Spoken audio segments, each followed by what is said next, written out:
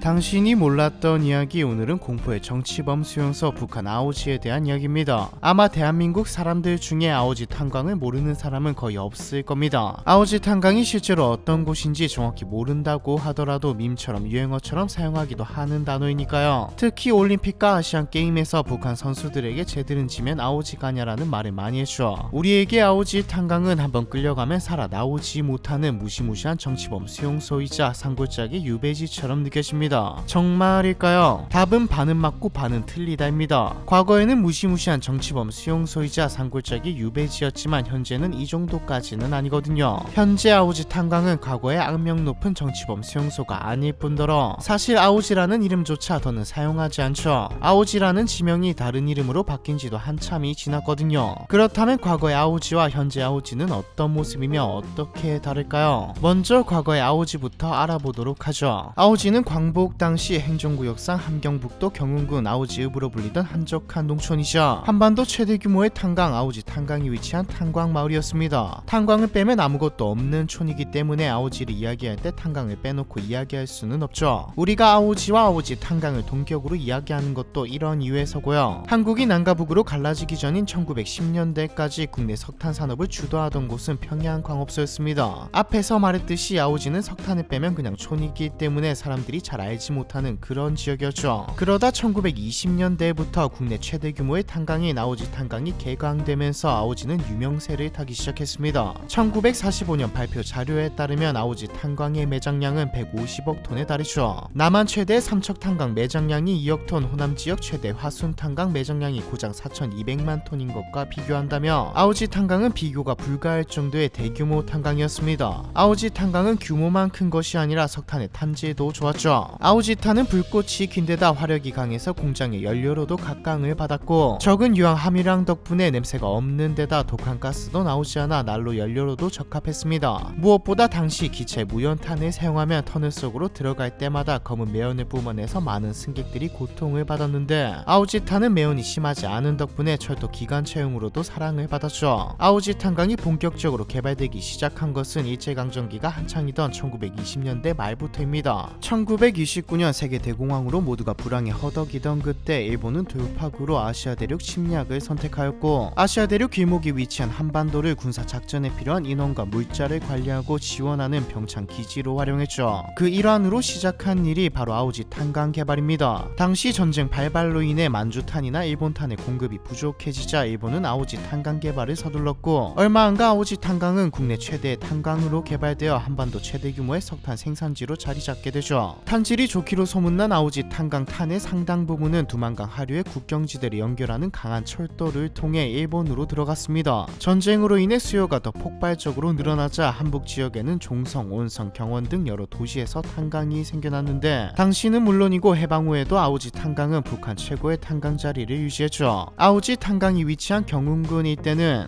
1936년 석탄을 원료로 인조 석유를 제조하는 석탄 액화 공장이 세워지면서 인구 5만 명의 공업 도시로 발달하게 되었고요. 이렇게만 보면 아오지는 탄광 산업의 몰락과 함께 정치범 수용소가 된 게 아닐까라는 생각이 듭니다. 마치 한국의 태백시 정선군의 탄광 산업이 몰락하고 강원랜드가 들어선 것처럼 말이죠. 하지만 아오지 탄광은 개발 시작부터 악명이 높았습니다. 일제시대 다른 지역도 일본의 수탈로 고통을 받았지만 특히나 아오지는 이곳에 끌려가느니 차라리 죽는 편이 낫다는 말이 나올 만큼 비인간적인 수준의 노동과 가혹한 폭행에 시달리는 것으로 유명했죠. 일본은 안전이 확보되지 않은 상태에서 노동자들에게 작업을 강행시켰기 때문에 툭하면 갱이 무너지며 인명피해가 발생하곤 했습니다. 이때부터 북한 지역에서는 자천되는 상황을 아오지 탄광으로 갔다고 표현하거나 말을 잘 듣지 않는 사람에 대한 협박으로 아오지 탄광에 보내겠다고 하는 등 아오지 탄광이라는 말이 유행어처럼 늘기 시작했죠. 강도 높은 노동량과 열악한 근무 환경으로 유명했던 아오지 탄광은 6.25 전쟁 이후 북한이 체제에 반대한 세력들을 보내 강제 노역을 시키기 시작하면서 진짜 정치범 수용소가 되기 시작했습니다. 정확히는 출신 성분이 안 좋거나 타 지역에서 추방당한 사람들이 정착하기 시작했고, 동시에 김일성의 눈밖에 난 정치인들의 유배지가 되면서 아오지 지역 자체가 버려진 사람들의 지역처럼 된 것이죠. 정말 아오지는 우리가 생각하는 것과 같이 힘들고 고된 곳이었을까요? 이는 북한 출신 러시아 공운예술가 맹동욱 교수의 북한 수기에 잘 나타나 있습니다. 황해도 해주에서 학창시절을 보내고 있던 맹동욱은 해방 후 북한 공산사회에 깊은 회의감을 느껴서 남한으로 월남을 시도했습니다. 하지만 두 번의 시도 모두 번번이 실패로 돌아갔고, 결국 고작 17살에 한북 아오지에 위치한 정치범 수용소 아오지 탄광으로 보내지게 되죠.